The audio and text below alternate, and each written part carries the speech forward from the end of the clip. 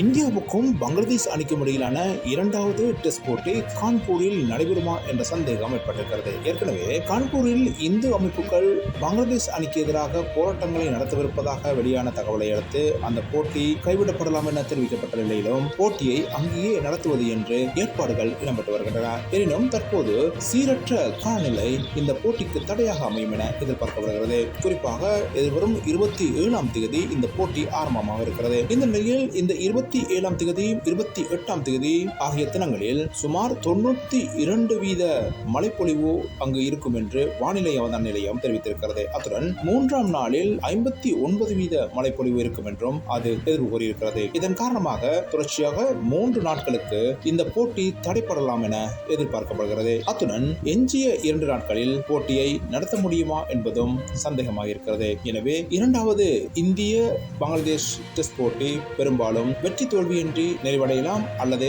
கைவிடப்படலாம் என எதிர்பார்க்கப்படுகிறது. ஏற்கனவே இந்த 2 அணிகளுக்கும் இடையிலான முதலாவது டெஸ்ட் போட்டியில் இந்தியா 280 ஓட்டங்களால் வெற்றி பெற்றிருந்தமை குறிப்பிடத்தக்கது.